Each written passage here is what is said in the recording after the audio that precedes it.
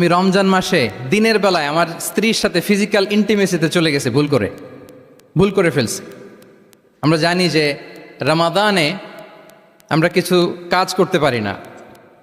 সিয়ামের সংজ্ঞাই হচ্ছে আসওমু হুয়াল ইমসাক আনিল আকলি ওয়া শুরবি ওয়াল জিমাই মিন তুলুইশ শামসি ইলা মিন তুলুইল ফাজরি ইলা গুরুবি শামসি মা আন-নিয়া। মানে রোজা হচ্ছে এটা এমন ইবাদত, সূর্যোদয় থেকে সূর্যাস্ত পর্যন্ত না খেয়ে থাকা, কোনো কিছু পান না করা, এবং দিনের বেলায় বিবাহিতরা তাদের স্ত্রীদের সাথেও ইন্টিমেসিতে যেতে পারবে না। এটা যদি কেউ মেনটেন করে, এটা হচ্ছে সিয়াম।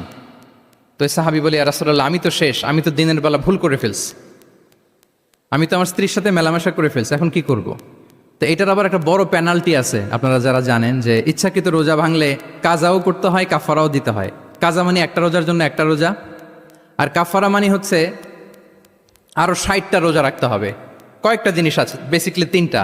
তো রাসূল সাল্লাল্লাহু আলাইহি ওয়াসাল্লাম তাকে বললো যে তোমার তো পেনাল্টি হয়েছে, তুমি তো বড় ভুল করে ফেলছো, তো তোমার কাছে কি এরকম কোনো দাস আছে যেটাকে তুমি আজাদ করে দিতে পারবা, মুক্ত করে দিতে পারবা, তাহলে পেনাল্টি আদায় হয়ে গেল। সে বলে, ইয়া রাসূলুল্লাহ, না, আমার তো এত সক্ষমতা নাই, আমার কাছে তো কোনো দাস নাই। আচ্ছা, দাস নাই।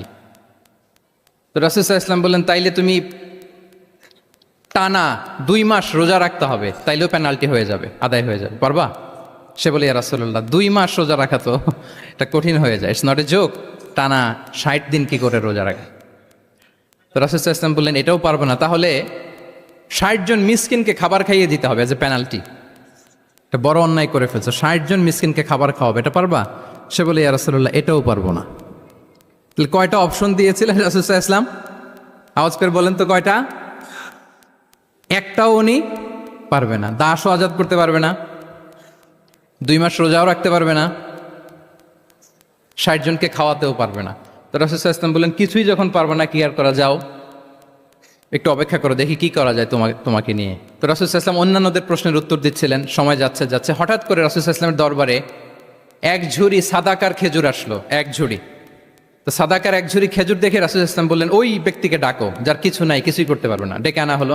রাসূল সাল্লাল্লাহু আলাইহি ওয়াসাল্লাম বললেন, যাও, তুমি তো কিছুই করতে পারবে না, এই 1 ঝুড়ি চ্যারিটির খেজুর, সাদাকার খেজুর তুমি গরিবদের মাঝে বিতরণ করে দাও, তাসাদ্দাক বিহা, এটা বিতরণ করে দাও, তাইলে আশা করি আল্লাহ তোমাকে মাফ করবে। তো এই সাহাবী বলে, ইয়া রাসূলুল্লাহ, আলা আফকারা মিন্না ইয়া রাসূলুল্লাহ, আমার চেয়েও গরিব কাউকে খুঁজে বের করে দান করতে হবে? তো রাসূল সাল্লাল্লাহু আলাইহি ওয়াসাল্লাম বললেন, হ্যাঁ, গরিবকেই তো দিতে হবে। তো উনি বললেন যে, রাসূলুল্লাহ, পুরো মদিনার তল্লাটে আমার চাইতে গরিব কেউ আর নাই, আমি সব চাইতে গরিব। ফাদাহিকা রাসূলুল্লাহ হাত্তা বাদাত আনিয়াবু। একথা শুনে রাসূল সাল্লাল্লাহু আলাইহি ওয়াসাল্লাম হেসে দিলেন, এত হেসে দিলেন যে রাসূল সাল্লাল্লাহু আলাইহি ওয়াসাল্লাম এই পাশের চোয়ালের দাঁত দেখা গেল। এত বেশি হাসেন না উনি, নিজেকে ধরে রাখতে পারলেন না, হাসি আটকে রাখতে পারলেন না। ফাদাহিকা রাসূলুল্লাহ, হেসে দিলেন, হাত্তা বাদাত আনিয়াবু, ওনার দাঁতের এপাশ ওপাশ দেখা গেল। তো রাসূল সাল্লাল্লাহু আলাইহি ওয়াসাল্লাম বললেন, যাও, দাস মুক্তি করতে পারবো না, 2 মাস রোজাও রাখতে পারবো না, তারপরে 60 জনকে খাবারও খাওয়াতে পারবো না, এখন দিলাম চ্যারিটির 1 ঝুড়ি খেজুর, এটা গরিবদের মধ্যে দান করে দাও। তুমি বলো যে তোমার চেয়ে গরিব আর কেউ নাই, তো কি করা, যাও, তুমি তোমার ফ্যামিলি নিয়ে এটা খাও, তোমার ফ্যামিলির মেম্বার্স যারা আছে এদেরকে নিয়ে এটা কি করো, খাও। দেখেন আমাদের সুবিধা অসুবিধাকে ইসলাম কতটা বিবেচনায় নেয়। আসছিল পেনাল্টি দিতে, কথা বুঝতেছেন আমার? ওই সাহাবী রাসূল সাল্লাল্লাহু আলাইহি ওয়াসাল্লামের কাছে আসছিল কি দিতে? পেনাল্টি। এখন নিয়ে গেল কি?